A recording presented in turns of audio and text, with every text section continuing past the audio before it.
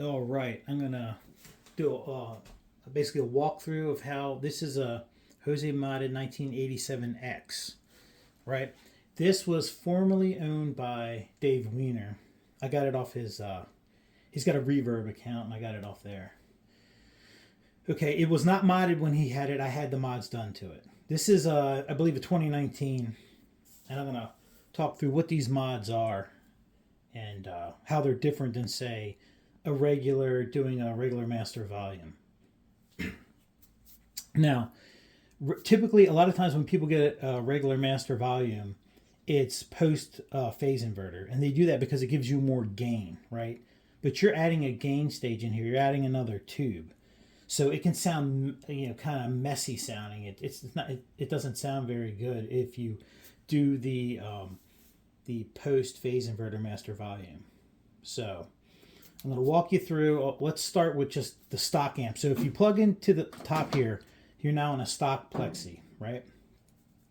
And so you're getting the master volume that is after the tone stack, but before the phase inverter. Now, the way this amp is modded, I can actually put it to the pre-master volume, which is pre-tone stack. And I can even add the Zehners in, and that's while it's in the stock input. But, you really wouldn't do that. It doesn't sound the best, right? Okay, is there a drawback for, you don't have the gain stage. Like, this is the gain knob. It basically works if you're in the mod channel, then the gain knob works. It works a little bit, right? But you're not seeing any gain from that tube, really. And so the drawback is if you were pre-phase inverter tone stack, you don't have a lot of gain, right? Because we're going to add it when we're in this modded one. So if you're in the stock, you have to add an overdrive pedal. You cannot run it without it. It doesn't sound, it has like no gain whatsoever, right? So I recommend, because this is a 1987X, it doesn't have as much low end as, say, the hand wired, right? The 100 watt. So I like to use a Klon because it doesn't take away, and it's more transparent, and it doesn't take away the lows, right? So you get that aspect. You do get more lows when you go into the mod, right? So I find if I do that, it sounds like a stock plexi. It sounds really good, right? When you add the Klon in, it sounds basically like a stock amp. You wouldn't know it was modded if you were playing it. And also the knobs would be pretty much all the way up.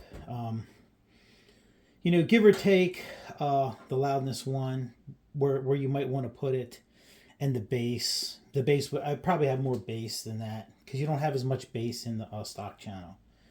Okay. And another thing that works in the stock channel, and it works in all the channels, is it's a fat cap, right? So there's no break cap. You pull that out, you have a fat cap. So that works in every gain stage, both inputs. So I would typically have that out. Most of the knobs would be up. The present knob, we hardly use it on this amp. It has so much presence. And the way this EQ is set up is for the first gain stage. So we'll go in that in a minute. So that works. Now, so that's pretty much the first gain stage. So let's go into the mod, right? So now we're in the first gain stage. I'd recommend turning off the fat cap, have no caps on. Now your gain knob is working in full, right? Because it sort of comes through a little bit there, and you need it to come through, right? So now you have, once again, it's the same master volume. Once again, you could, if you turn on the Zehners, you can do that, right? And this is sort of like what the McMars mod was, right? When you are in here, and it sounds best the way he had his EQ set as far as what's shown in the Pete Thorne video, right? So when you're in here, get rid of the fat cap. And the presence knob is on the back of the amp, by the way, right? And you're gonna keep it in the post, right? So it's post tone stack. You're getting that tube added in now, and you can. Oh, and also in all the other channels, you have the jumper, right? That's to add in the loudness too. I don't use it in any of them. I don't use it. Right. So now you have this weird setup, and this is kind of like the way he has it set up. My amp's a little different. I think he has more bass. You do roll the mids back. It sound because what happens is if you do roll these up, you can play like that, but it kind of sounds a little messy, right? So it's better if you have the treble back, the mids all the way back like that, and you still have plenty of mids. So I don't know if the mod add mids or what it actually does internally. There's different like little resistors and stuff that were added in the amp. I don't know all of that, but it sounds awesome. Like it gets that like Sunset Strip sound is what you have in there. And you know, if you do these mods, you may have to set up your tone knobs different. So I don't know if they probably don't apply to you or what you're hearing in your or what speakers you have, right? You know, if you use vintage 30s, actually I don't have them right now, but I have T75s. Stock Plexi sounds awesome in T75s. I actually prefer it to vintage greenbacks, right?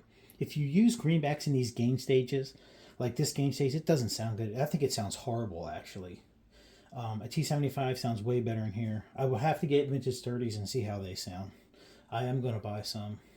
But I did have greenbacks in the cabinet. I took them out. If you were in, you know, the stock input, greenbacks, they give you that vintage tone, right? But I prefer a T75. It just has a little more edge to it. A little more, I don't know, a little more zip to the playing. I don't know how to describe it. Okay, so now the last gain stage. This is kind of like what was in the Steve Vai amp. So you would want to turn the master volume down or take off the standby because it pops when you change the different master volume to the pre. You can turn the Zehners on, that drops the volume, right? And then you can switch on your pre and then turn it back up. Now when you do this, when you have now you are the whole tone stack. When you do that, you get a lot of gain. This amp sounds like a metal amp, and you got to get the volume way up because it'll sound fizzy. You got to really get the power tubes kicking big time. I mean, right here, having it around here, 11 o'clock, that is plenty for the other channels. It's really loud, and you're pushing the power amp tubes pretty good. But in this high gain stage, you really need to get it back here. And I was surprised how much gain it has. Get it up around here or so, and it's just like it's like palm mute. You probably do want vintage 30s. I was surprised that's how Steve Vai's amps were. It's a lot of gain, and of course you're not going to have the fat cap on there. And as far as tubes, I have the new Sensor Muller EL34s in here. They sound fantastic with lower gain Marshalls. I mean, that is a high gain channel, but these other two, they're not super high gain. And obviously the Plexi is not. And I find that those new Sensor Mullers sound fantastic. They have bite. They have a lot of a low end in there. And, but as you can see, the bass is turned back more. Because when you add the gain stage, it adds a bunch of bass. But you're not going to use an overdrive in here. You probably could use it in this high gain one, but not in this... This is, for lack of a better term, it's called the Mick Mars channel. If you're going back here, turning off the pre, if you're going in post, no Zehners.